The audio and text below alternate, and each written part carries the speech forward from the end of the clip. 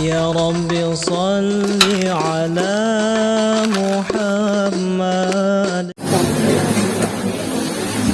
Bismillahirrahmanirrahim. Alhamdulillah wassalatu wassalamu ala Rasulillah wa ala alihi wa sahbihi wa mawala wa ba'du. Inna asdaqal hadisi kitabullah wa khairal hadi hadi Muhammadin sallallahu alaihi wasallam wa syarrul umuri muhdatsatuha wa kullu muhdatsatin yani laysa min dinillahi bid'ah wa kullu bid'atin dhalalah. Rabbi yassir wa la tu'assir, rabbi tammim bi khair. Oke. Ila an qala al-musannif rahimahullah ta'ala wa nafa'ana bi ulumihi wa barakatihi fid dharain amin. Bina'ul baiti ila an qala sampai mana?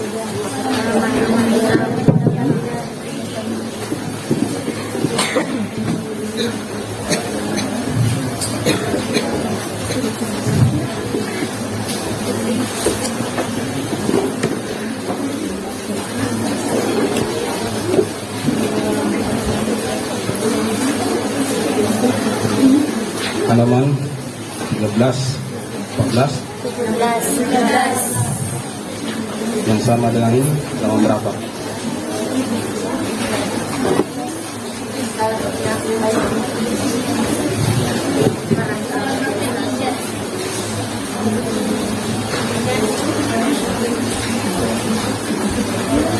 Summa betadau fil bina' wa a'addu lidzalika nafaqatan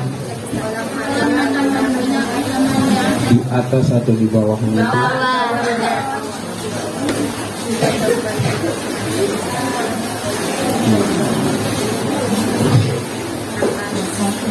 Oh ya, ya. Walamma tammal bina'u 18 dira'an bihaitsu zida fihi an aslihi isu adru'in wa rufi'a al-babu 'anil ardi bihaitsu la yus'adu ilaihi illa bidarjin. Aradu wa al-hajari aswad. Oke. Siapa mukriknya? Hah? Mana? Ya, silakan.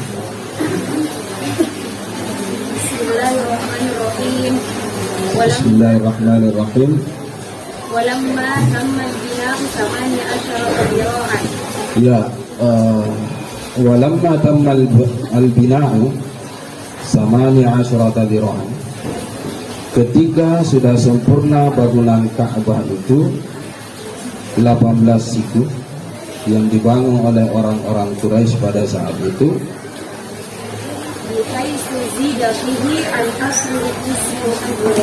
ya, bihaitsu sekiranya zida fihi ditambahkan padanya an aslihi daripada asalnya tis'u dira'in azra'in 6 siku.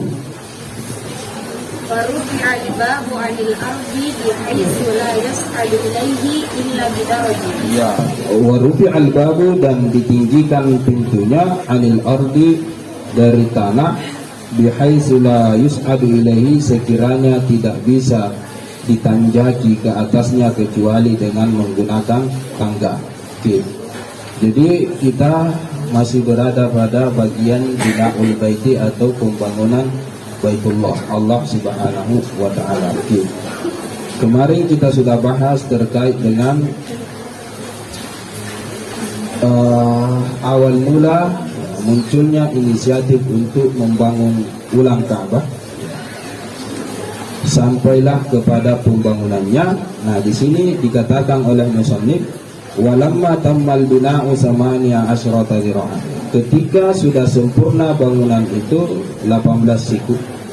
18 siku itu adalah bihaitsu sekiranya ditambahkan fihi padanya an aslihi dari asalnya 9 siku. Jadi kemarin kita sudah menyampaikan bahwa bangunan Baitullah Ka'bah pada saat itu setinggi 9 hasta saja. Nah, sekarang ditambah lagi 1 kali lipat, cukuplah 18. Nah, pada saat itulah apa nih? Mana tadi? Tisku ajri Wa rufi'al babu, dan ditinggikanlah pintu itu anil ardi daripada tanah, bihaitsu la yus'adu ilaihi illa bidardi, kecuali dari sisi tidak bisa dimasuki, ditanjaki kecuali dengan menggunakan tangga. Jadi pintu yang asalnya itu rapat dengan tanah Ka'bah kemudian ditinggikan pada renovasi atau pembangunan kali ini. Nah, ketinggiannya dari tanah itu ya sekiranya tidak bisa dimasuki, dinaiki itu pintu kecuali harus menggunakan tangga. Nah, Harodu, nah orang-orang Quraisy pada saat itu pun berkeinginan terus ya wad'al hajaril aswadi, mereka pun berkeinginan untuk meletakkan hajar aswad maudi'ahu pada tempatnya. Jadi setelah sempurna barulah mereka mau meletakkan hajarul aswad itu pada tempatnya. Nah, ini kalau kita berbicara redaksi daripada kitab ini, berarti pembangunan Ka'bah itu sudah sempurna di belakang atau terakhir kemudian diletakkan hajarul aswad. Nah, tetapi rata-rata di ibarat yang lain itu tidak seperti itu. Di ibarat yang lain, ketika orang-orang Quraisy itu membangun Ka'bah dari fondasi Ismail, ditinggikan sampai kemudian setinggi di mana hajarul aswad pada asalnya itu berada. Nah, barulah diletakkan hajarul aswad. Nah, setelah diletakkan hajarul aswad barulah kemudian disambung ke atasnya dan seterusnya. Itu rata-rata seperti itu. Nah, tapi di kitab ini dia lain. Di kitab ini sudah bangun itu Ka'bah sampai selesai, sampai setinggi 18 hasta. Nah, setelah selesai pembangunannya tingginya sebanyak 18 hasta atau 18 ribu, barulah kemudian diletakkan hajarul aswad versi kitab ini. Ya, wallahu a'lam, mungkin ada perbedaan pendapat di kalangan para ulama ahli sejarah terkait dengan riwayat kapan diletakkan hajarul aswad itu, apakah di tengah pembangunan Ka'bah itu ataukah setelah selesai pembangunan Ka'bah. Nah, di sini kita fokus saja ke kitab ini. Jadi di kitab ini sudah selesai itu tingginya, barulah pada saat itu mereka berkeinginan untuk meletakkan batu hitam itu di tempatnya. Jadi hajarul aswad ini adalah salah satu batu yang diturunkan oleh Allah Subhanahu wa taala dari surga. Itu dalam riwayatnya. Jumlahnya sekitar 8 kalau saya tidak salah itu. Nah, kenapa dia diberi nama batu hitam? Karena warnanya yang berwarna hitam, maka disebutlah hajarul aswad. Walaupun pada dasarnya sebenarnya warnanya bukan warna hitam, asalnya itu warnanya putih yang diturunkan dari surga. Bahkan dalam riwayat itu dikatakan itu abyadu minan salju, lebih putih daripada salju. Dia lebih putih daripada salju. Kemudian sawadathu khotoya bani Adam, yang membuat dia hitam adalah dosa-dosanya anak cucunya Adam, sehingga disebutlah hajarul aswad. Nah, orang-orang pada saat itu berkeinginan untuk meletakkan hajarul aswad pada tempatnya. Terus ya, fakhtalafa asyrafuhum fi ma yad'uhu, kemudian berselisihlah ya, tokoh-tokohnya orang-orang Quraisy, orang-orang mulianya orang Quraisy, bima yad'uhu, pada siapa yang meletakkan hajarul aswad itu pada tempatnya. Nah, mereka kemudian berselisih, giliran peletakan hajarul aswad itu mereka berebutan, bahasa kasarnya seperti itu. Yang sebelumnya sebenarnya sudah ditentukan masing-masing bagian dari rukun Ka'bah atau tembok Ka'bah itu untuk dibangun oleh marga-marga tertentu. Mereka setuju, tetapi giliran hajarul aswad mau diletakkan kembali pada posisinya, tiba-tiba terjadi perselisihan di kalangan mereka. Kenapa? Ya, karena mereka merasa bahwa mereka lah yang layak untuk meletakkan batu mulia itu pada tempatnya. Watanafasu bidzalika, dan mereka berbangga-bangga atau berebutan bidzalika pada yang demikian itu. Saya yang lebih layak, yang satunya mengatakan marga kami yang lebih layak untuk meletakkannya. Oke. Terus ya, hatta kadat, sehingga hampirlah tasyubbu terjadi bainahum, di kalangan mereka itu narul harabi, ya, api peperangan. Hampir saja mereka bertempur, berkelahi pada saat itu, tetapi kemudian tidak jadi. Wadama bainahum hadzal khisamu arba'a layalin, dan berkekalan atau senantiasalah di kalangan mereka terjadi hadzal khisamu ini perselisihan arba'a layalin sebanyak 4 hari. Ada juga riwayat yang mengatakan 5 hari. Jadi ada perbedaan riwayat terkait dengan perselisihan itu sampai mengambil masa selama 5 hari. Jadi tidak selesai Ka'bah dibangun karena semua ingin meletakkan Hajarul Aswad itu pada tempatnya. Nah, cuma di sini tidak dikatakan, tidak dipaparkan secara panjang lebar terkait dengan peristiwa yang berkenaan dengan perselisihan mereka. Jadi di ibarat lain itu dikatakan bahwa pada saat itu saking panasnya situasi, saking susahnya dikontrol, bahkan Bani Abdiddar itu menawarkan satu nampan yang dipenuhi dengan darah pada saat itu. Kemudian dia meminta agar orang-orang yang berselisih pada saat itu, yang mau berkelahi pada saat itu, mencelupkan tangan mereka di dalam nampan tersebut sebagai suatu bentuk bahwa mereka betul-betul mau berkelahi. Bahasa dasarnya seperti itu, saling ngotot semuanya. Ibaratnya itu adalah semacam suatu perjanjian atau suatu penegasan bahwa memang mereka betul-betul serius untuk menghadapi antara satu dengan yang lain demi untuk memperjuangkan hak mereka menurut mereka sebagai orang atau kaum yang layak meletakkan Hajarul Aswad. Sampai diletakkan itu, dan peristiwa itu disebut dalam sejarah sebagai Lu'aqatud Dam. Jadi semacam suatu perjanjian di kalangan orang-orang pada saat itu, letakkan tangannya di situ, kemudian berkelahi itu dan lain sebagainya. Kurang lebih seperti itu. Itu saking parahnya peristiwa tersebut sampai ke tahap ada perjanjian, semacam perjanjian atau semacam komitmen untuk mereka itu bertempur, tetapi tidak jadi. Oke, di sini hanya berkekalan masanya sampai 4 atau 5 hari. Oke, terus wa kana asannu rajulin fi Quraisy idzaka Abu Umayyah ibnul Mughirah. Wa kana asanna, dan adalah yang paling tuanya laki-laki di Quraisy pada saat itu, ya, pada orang Quraisy, ya, Abu Umayyah bin Mughirah. Dia bernama Abu Umayyah ibn Mughirah al-Makhzumi, ammu Khalid ibn Walid, ya. Ammu Khalid ibn Walid, ya. Pamannya daripada Khalid ibn Walid. Jadi Walid ini bersaudara dengan Abu Umayyah. Oke. Faqala lahum, kemudian berkatalah Abu Umayyah pada saat itu, ya qaumi, wahai kaumku, la takhtalifu, janganlah kalian itu berselisih, wa hakkimu bainakum man tardawna bihukmihi, dan angkatlah menjadi hakim, hakimkanlah artinya letakkanlah, jadikanlah satu orang di antara kalian yang kalian ridhoi itu bihukmihi, akan hukumnya, untuk memutuskan permasalahan yang sedang kalian hadapi.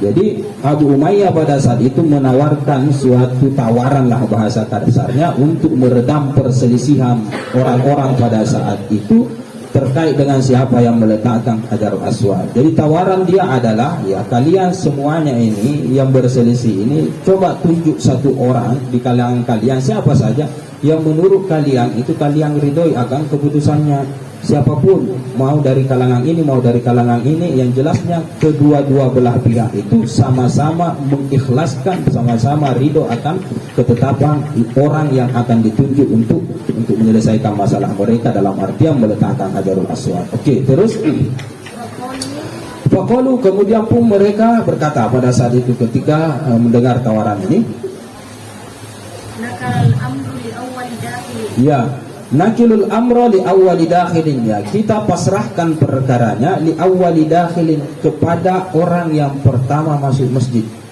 Dakhilin masjid pada saat itu. Jadi ketika mereka sedang berkumpul, kemudian ditawarkan tawaran yang seperti itu, mereka pun kemudian berdiskusi dan mereka sepakat, oke, begini saja, kita selesaikan masalah kita daripada berlarut-larut begini saja. Siapa yang duluan masuk ke saat ini ke dalam Masjidil Haram, maka orang itulah yang kita akan angkat sebagai orang yang akan menyelesaikan masalah yang sedang kita hadapi. Oke.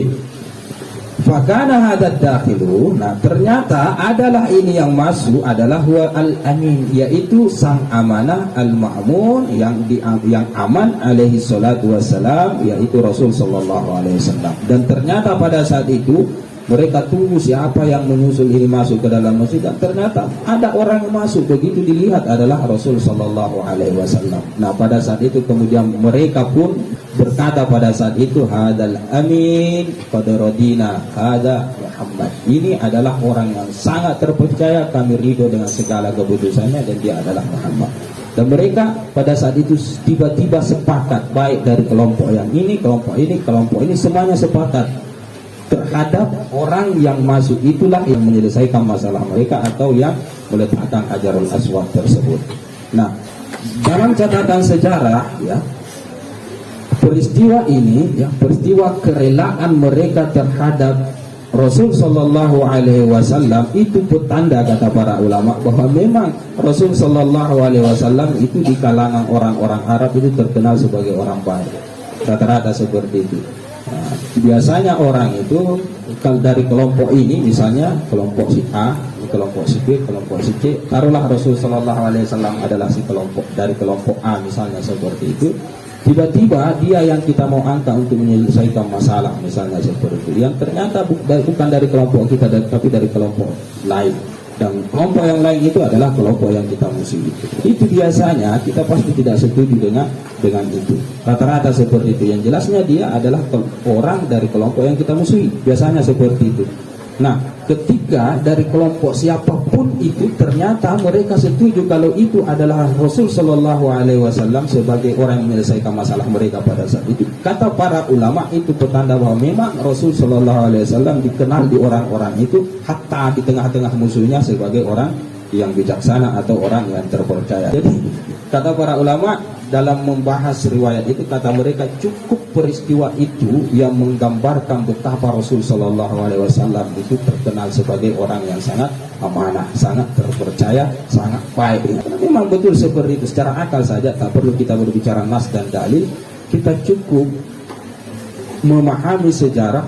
Ini kan orang benci, ini kan kelompoknya ini kan kelompoknya ini. Pada Rasul sallallahu alaihi wasallam dari kelompok orang lain, tetapi ternyata musuh pun, bahasa kasarnya seperti itu, rela menyerahkan permasalahan yang mereka sedang hadapi, tidak mau mereka mengedepankan ego mereka, tidak mau mereka ngotot-ngototan, tapi mereka melebut kepada satu pribadi. Itu menandakan pribadi tersebut baik sekali. Oke, nah itu dia. Jadi ternyata yang masuk pada awal masjid, pada saat itu ke dalam masjid adalah Rasul sallallahu alaihi wasallam, dalam ibarah lain dari balik pintu sofa. Terus fatuma'annal jami'u lahu, kemudian merasa tenanglah semuanya, ya, semua yang bertikai di situ lahu kepadanya, kepada Rasul sallallahu alaihi wasallam.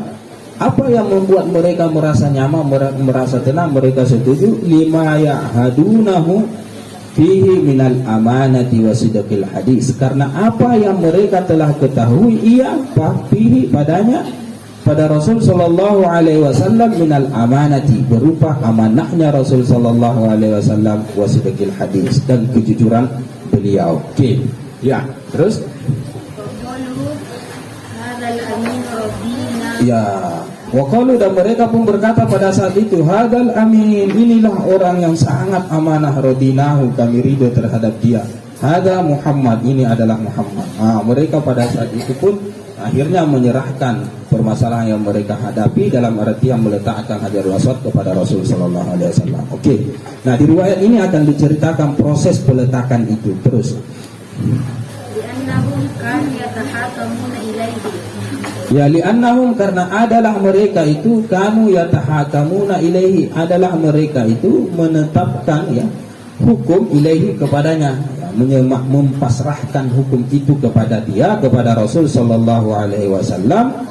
Id kana la yudari wa la yumari, karena dia orangnya itu tidak pernah itu yudari,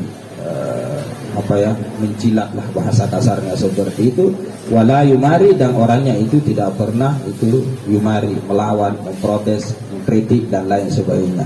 Nah, kalau kalian mau dicintai di tengah masyarakat, ya, kalian ingin agar supaya tidak dinilai negatif oleh masyarakat, bahkan dinilai positif, maka hindari akhlak-akhlak atau perangai-perangai yang seperti ini. Ada orang memang dia sabar, kalem, tidak pernah protes, tidak pernah macam-macam. Ada yang seperti itu. Tetapi terkadang dia penjilat, terkadang selalu cari perhatian. Dia tidak mempermasalahkan apa-apa, dia selalu tidak protes, tetapi terkadang orangnya yang cari perhatian. Nah, orang yang seperti itu oke, bagus juga sih, tetapi ya tidaklah sesempurna penilaian yang sesungguhnya terkait dengan kesempurnaan dia. Tetapi kalau orangnya satunya tidak penjilat, dan dia juga tidak protes ke sana kemari, tidak selalu melawan dan lain sebagainya. Nah, orang yang seperti itu pasti disukai oleh orang-orang dan pasti akan didengar segala ucapannya, ketetapan hukumnya. Nah, itulah yang ada atau yang berlaku pada diri Rasul sallallahu alaihi wasallam. La yudaru wa la yumari. Oke, terus ya, nah ini prosesnya. Nah ketika akhbaruhu, mereka orang-orang Quraisy itu memberitakan Rasul sallallahu alaihi wasallam al-khabrah, ya beritanya, artinya permasalahan mereka. Basataridaahu, akhirnya Rasul sallallahu alaihi wasallam pun kemudian membentangkan ridanya pada saat itu. Nah, coba bayangkan ya, betapa Rasul sallallahu alaihi wasallam itu sangat adil, sangat cerdas, sangat bijaksana. Rasul sallallahu alaihi wasallam pada saat itu dia bentangkan ridanya. Ketika orang-orang pada saat itu ya, kamu saja yang putuskan bagaimana, kalau hatta kamu pun yang meletakkan, kami tidak jadi masalah. Tapi Rasul sallallahu alaihi wasallam pada saat itu dia bentangkan ridanya. Terus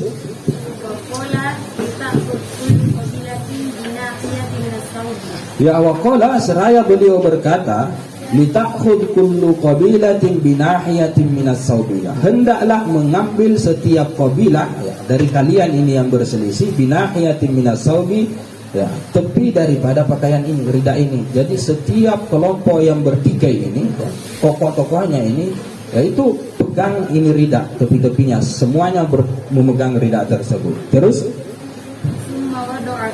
ya, summa wadu'a fihi al-hajarah, kemudian Rasul sallallahu alaihi wasallam pun meletakkan di rida tersebut batu itu. Jadi semuanya memegang, kemudian Rasul sallallahu alaihi wasallam letakkan di atas rida tersebut, hajar aswad tersebut. Nah, ini kan satu bentuk keadilan, kurang lebih seperti itu. Jadi Rasul sallallahu alaihi wasallam ingin agar supaya hati mereka itu semua bersatu, ingin agar supaya hati mereka itu tidak hancur.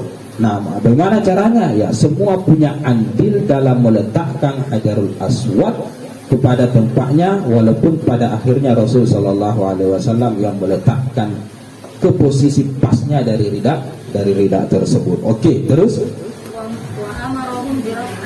ya, wa amarahum, dan kemudian Rasul sallallahu alaihi wasallam pun memerintahkan mereka biraf'ihi, untuk mengangkat rida tersebut, hatta intahau ila maudhihi, ya diangkatlah rame-rame sampailah mendekati kepada tempatnya, tempat Hajarul Aswad tersebut. Oke.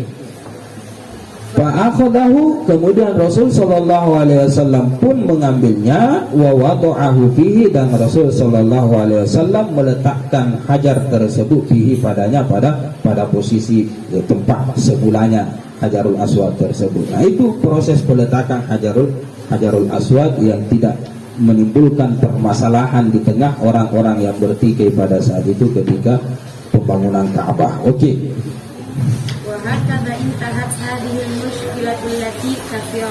Ya, hakadha, ya, wa hakadha, dan demikianlah kata musannif di sini, intahat hadhil musyakalatul lati, ya, berakhirlah hadhil musyakalah, ya, ini kemuskilan seperti ini, hadhil muskilah allati kasiran, yang kebanyakan, ma yakunu amsaluha, apa yang seumpamanya ini atau yang seperti ini, sababan fi intisyari hurubin hailatin bainal arabi, penyebab, merupakan penyebab fi intisyari, pada merebaknya peperangan, membesarnya peperangan hailah yang sangat luar biasa, bainal arabi, di kalangan para orang-orang Arab pada saat itu. Maksudnya apa? Maksudnya permasalahan yang sepele terkadang itu yang menimbulkan, bahkan itu paling sering menimbulkan terjadinya peperangan yang sangat besar yang terjadi di kalangan orang-orang Arab. Hanya masalah siapa yang mau meletakkan atau siapa yang lebih layak untuk meletakkan Hajarul Aswad. Ini kan permasalahan-permasalahan sepele. Andai kata mereka pada saat itu mengenyampingkan ego mereka, maka akan tidak akan terjadi pertikaian perselisihan yang seperti ini. Ya, masalahnya ya begitulah orang-orang Arab, asabiah mereka, ego mereka itu sangat tinggi. Nah, itu yang mereka pertahankan. Asabiah ini tidak baik, anak-anakku sekalian. Jadi terkait dengan fanatik terhadap suatu benda atau suatu marga atau semacamnya, itu tidak diperbolehkan di dalam ajaran agama kita. Nah, ini kata musannif di sini kebanyakan yang menimbulkan terjadinya peperangan yang sangat besar karena masalah-masalah muskilah yang seperti ini. Kemarin kita sudah bahas pada pembahasan sebelumnya yang kurang lebih seperti ini, dalam artian permasalahan sedikit saja, sepele saja yang kemudian menimbulkan terjadinya dampak yang sangat besar, yang sangat luar biasa. Pertanyaan saya, apa itu? Ini dulu. Siapa namanya, nak? Saya mau tes fokusnya. Siapa namanya? Aisyah. Elis. Oke. Elis. Sudah dibahas. Oke, bukan di pertemuan minggu lalu, semua yang sebelumnya itu. Sampingnya. Siapa namanya, nak? Hah? Fadilah. Oke, apa itu? Sudah? Hah?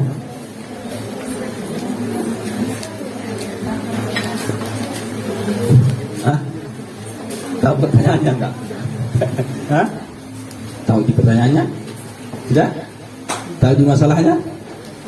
Tidak? Oke, sampingnya siapa namanya, nak? Oke. Hah? Apa itu? Tahu pertanyaannya? Oh, enggak. Oke, sampingnya. Siapa namanya? Febriana. Silahkan.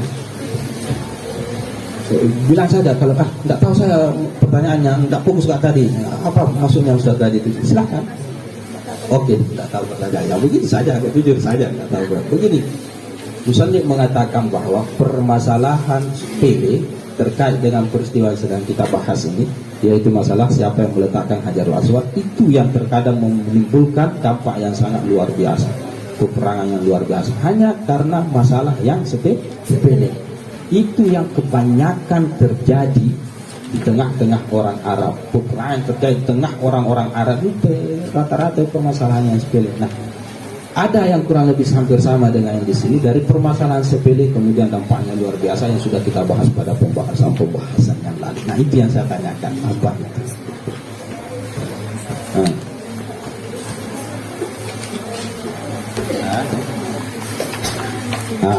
Sampingnya siapa? Namanya, nak? Hah? Siapa? Kadratin. Kadratin. Ya, ini saya lihat hadir terus setiap pengajian. Mungkin masih ingat?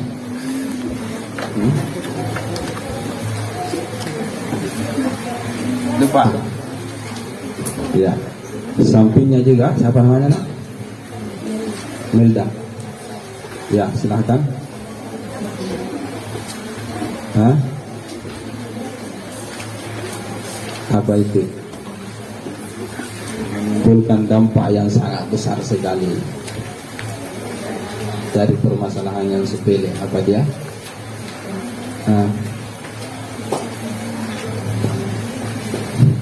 Sampingnya?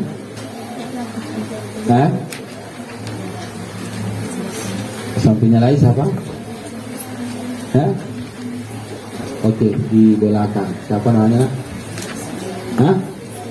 Suci. Tidak tahu. Oke, jangan-jangan anak-anak yang di belakang mungkin ada yang masih ingat yang di belakang. Oke, saya ke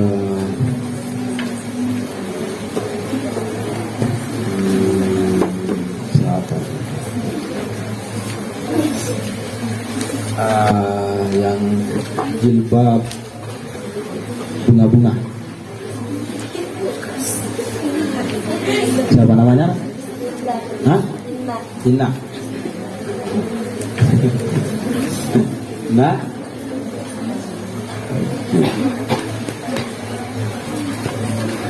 Sekarang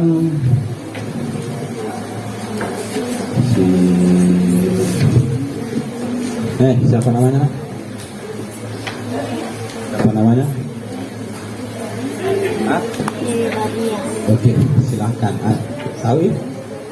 Oh, enggak tahu.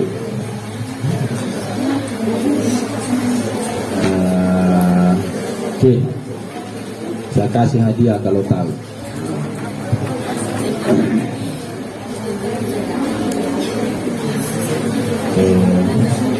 Jilbab biru sana paling belakang ya. Biru, jilbab biru. Oke. Silakan. Hah? Silakan. Bisa? Tidak bisa. Oke. Yang pakai kacamata, siapa namanya? Gimana nak? Ingat pembahasan lalu, ingat? Masih ingat? Silakan. Hah? Tidak bisa. Siapa lagi? Sampingnya ini tadi siapa namanya? Hah?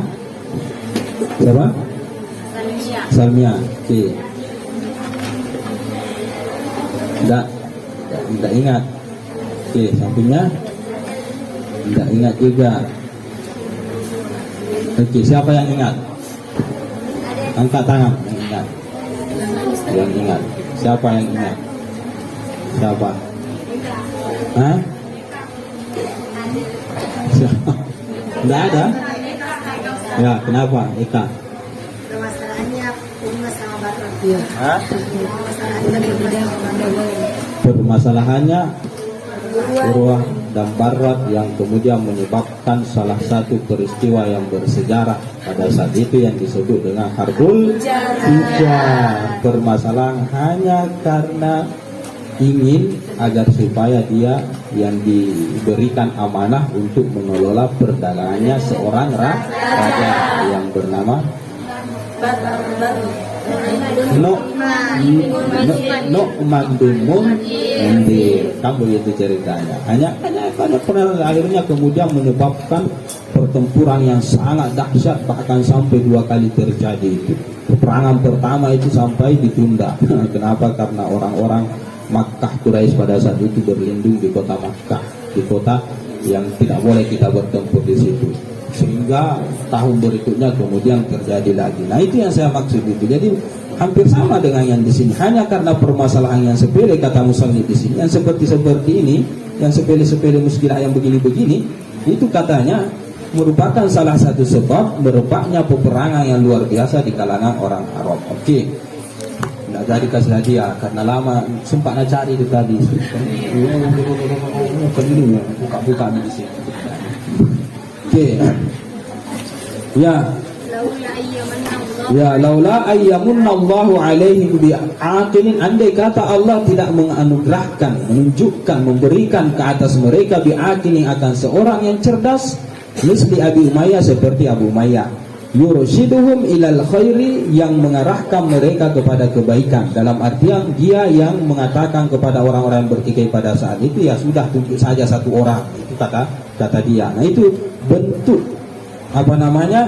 irsyad daripada Umayyah pada saat ini, Abi Umayyah pada saat itu. Kemudian wa hakimin, dan seorang yang sangat bijaksana. Siapa dia? Misli Rasul sallallahu alaihi wasallam, seperti Rasul sallallahu alaihi wasallam. Andai Allah tidak berikan kepada mereka 2 orang ini, mungkin pertempuran akan terjadi pada saat itu. Oke. Terus yaqdi bainahum bima yardo jami'uhum, yang memutuskan di kalangan mereka, di antara mereka itu bima yardo jami'uhum, apa yang mereka ridhoi semuanya. Jadi keduanya ini dalam artian di sini adalah termasuk Rasul sallallahu alaihi wasallam, kemudian yang menetapkan kesimpulan akan apa yang mereka sepakati semuanya. Oke. Terus Quraisyin tanafasahum hadha. Ya, wala yustaghrabu min Quraisyin tanafusuhum, dan tidak dianggap aneh dari orang Quraisy itu perbanggaan-banggaan mereka. Artinya ini bukan sesuatu yang asing untuk mereka itu berbangga-bangga, wah saya yang lebih layak, saya yang sepatutnya. Itu bukan sesuatu yang asing. Kenapa? Li'annal baita, karena sesungguhnya Ka'bah itu atau Baitullah itu adalah kiblatul Arabi, adalah kiblatnya orang-orang Arab, wa ka'batuhum, dan Ka'bah mereka.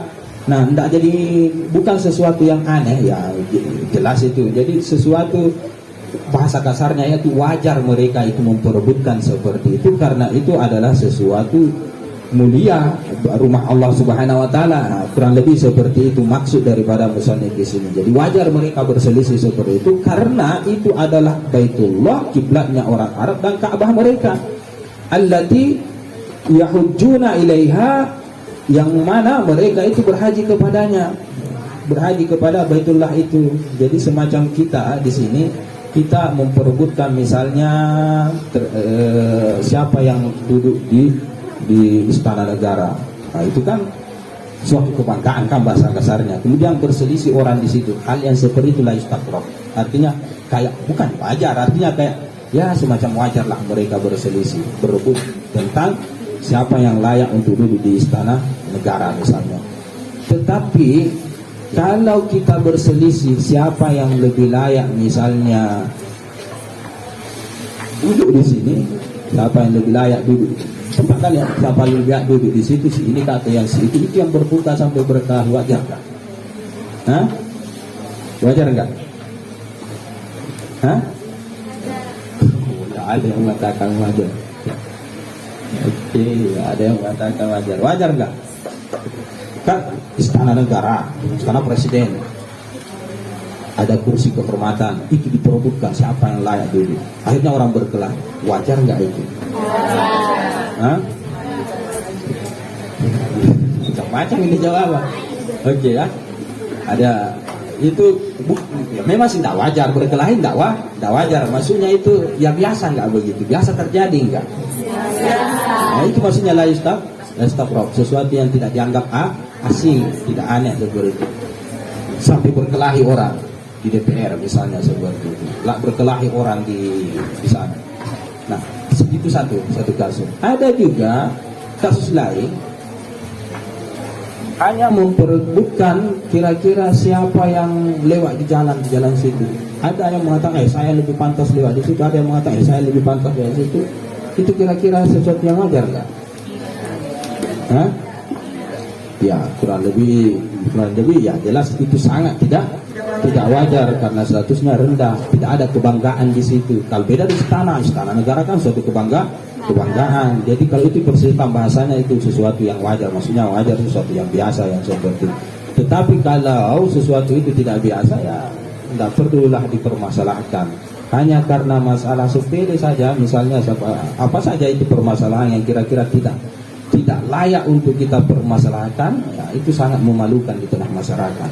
Nah ini kata musannif di sini, hal yang seperti ini, ya, perselisihan pembanggaan mereka itu sehingga menimbulkan perselisihan, itu merupakan sesuatu yang tidak asing di tengah-tengah orang Quraisy, karena itu adalah Baitullah, sesuatu yang luar biasa, kiblatnya orang-orang Arab, Ka'bah yang semua orang itu berhaji ke sana. Oke.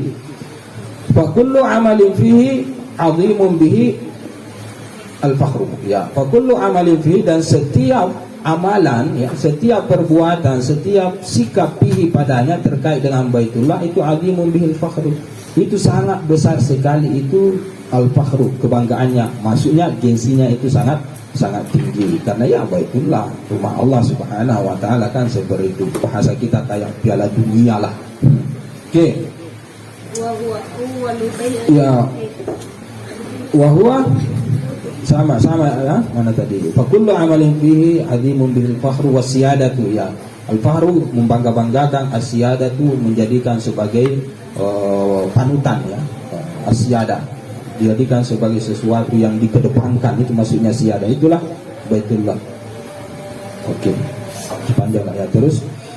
Wahua, dan dia adalah awwalu baiti wudi'a lil ibadati, awal rumah yang diletakkan untuk beribadah, lil ibadati.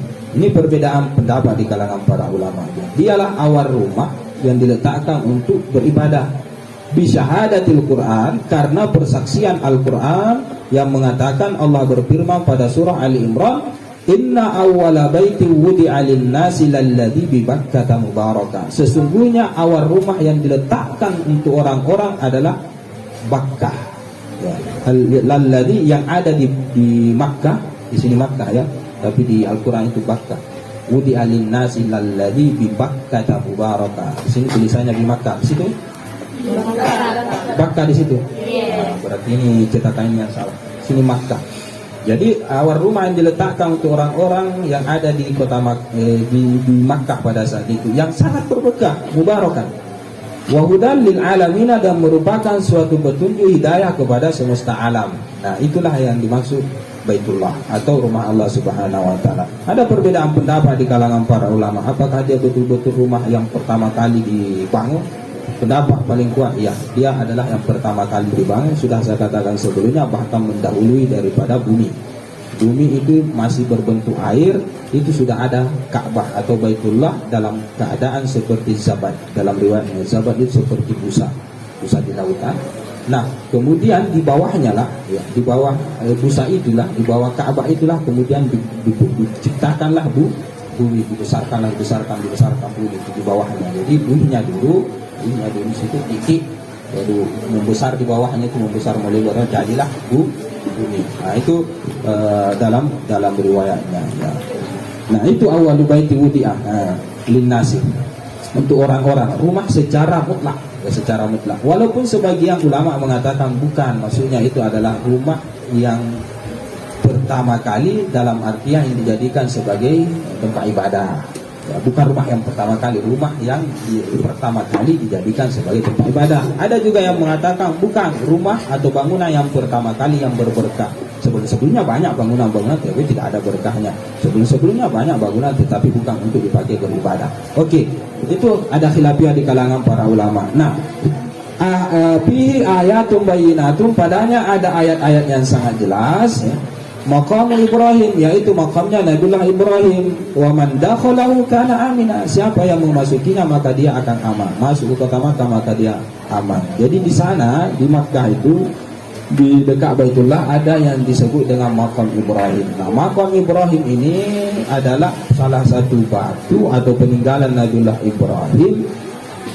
Batu yang dia gunakan untuk membangun pada saat dia membangun Ka'bah. Nah, ada batu itu, kemudian saking lamanya dia berdiri di situ, angkat batu, akhirnya berbekaslah kakinya di situ, dan itu diabadikan sampai sekarang di depan Ka'bah, kurang lebih seperti itu. Jadi pada saat membangun, ada riwayat yang mengatakan batu itu juga turunnya dari surga, ada juga yang seperti itu. Ada yang mengatakan Nabiullah Ibrahim yang letakkan batu itu, kemudian dia naik di atasnya, kemudian dia bangun. Ada juga riwayat yang mengatakan bangun di Nabiullah Ibrahim Baitullah, angkat lagi batunya, tanpa dia rasa ternyata dia sudah tinggi. Awalnya hanya berdiri biasa di tanah, susun.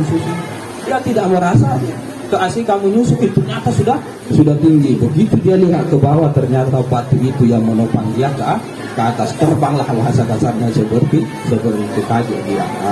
Itulah batu yang disebut dengan Maqam Ibrahim. Nah, itu ayat itu tanda kebesaran Allah Subhanahu wa taala. Oke. Tapi sini saja nanggung.